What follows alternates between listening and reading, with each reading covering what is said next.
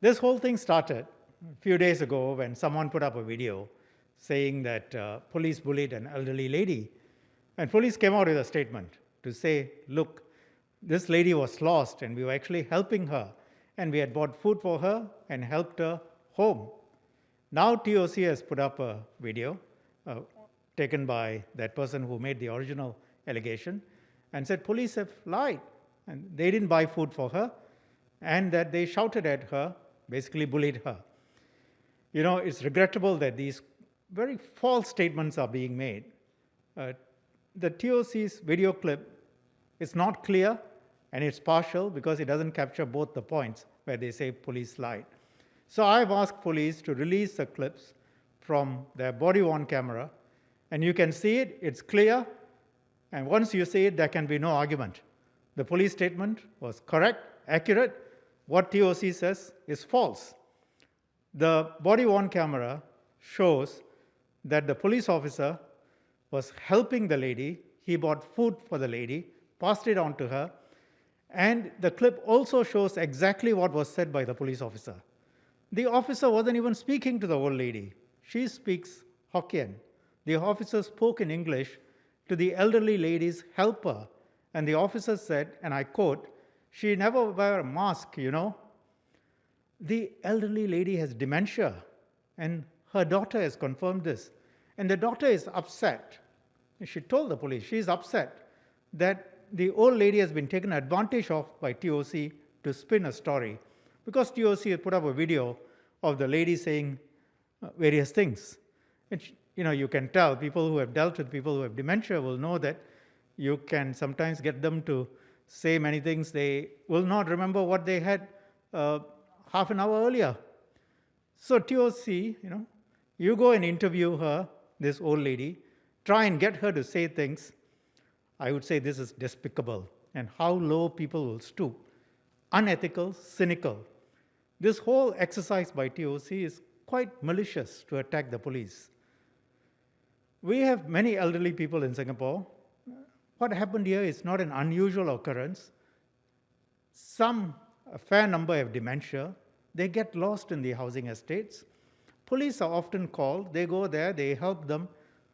And that is what happened here.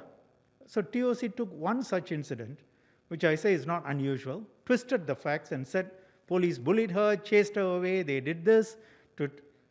TOC has done this to try and cast doubt on the police, to damage the trust that people have in the police.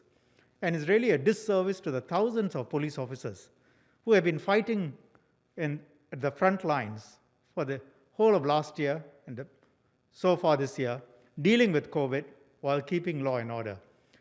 When any police officer does wrong, we charge that officer, take disciplinary action. People who have seen media stories of police officers being charged, they are in fact dealt with seriously. But when they are wrongly maligned, I won't sit by and do nothing. The two officers in the video, one is a team leader, the other is a deputy team leader. The officer who was seen speaking on the video, the deputy team leader, has 23 years of service in the SPF, 21 years in Yishun South NPC. You maliciously attack officers like this who spend their entire lives serving Singaporeans.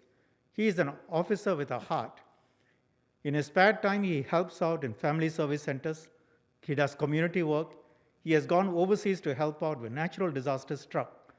And here, he went to buy food for the lady and made sure that she went home safely.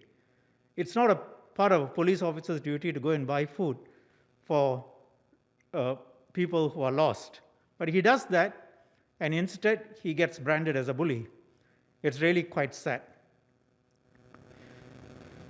Minister, would you like to share more on the conduct of the posters who made these false allegations, and is MHA or the police considering further action against them?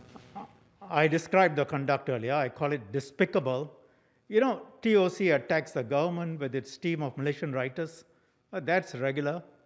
But I would say keep your malice and venom to politics. We can deal with it. Don't bring that toxicity to attack police officers. Spare them. They are just doing their job.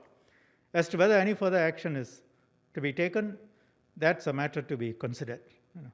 It's premature for me to comment. Minister, is this the first time that body-worn camera footage has been released? And if so, why did the PMHA feel that this was a necessary action? Okay, I can't be sure that this is the first time it has been released, but I directed police to release. I told you earlier, there is a video circulating which has been taken by someone, and it's partial, it's not clear, and it's being twisted. So to set out the facts, I told police, release the BWC, because body-worn camera, you look at it, you know precisely what happened. Are we to understand that this will not be precedent, that we won't be releasing body-worn footage very often for... Well, generally, these are, whether it's evidence from a camera or evidence from documents, if there is an offense, it will be part of the investigative process, and you don't release these things. Police have the power to release, but you've got to look at the circumstances, and then you've got to make sure that nobody is prejudiced by such a release. Investigations are not prejudiced, and there must be a good reason for releasing, even if the other circumstances are satisfied. If there's no prejudice, no investigations being carried out, which would be prejudiced, and there is some public interest to be served. As I said, when doubt is being cast on police integrity by using a video which is not clear and which is partial, then I think public interest is served by releasing the relevant parts of the body-worn camera.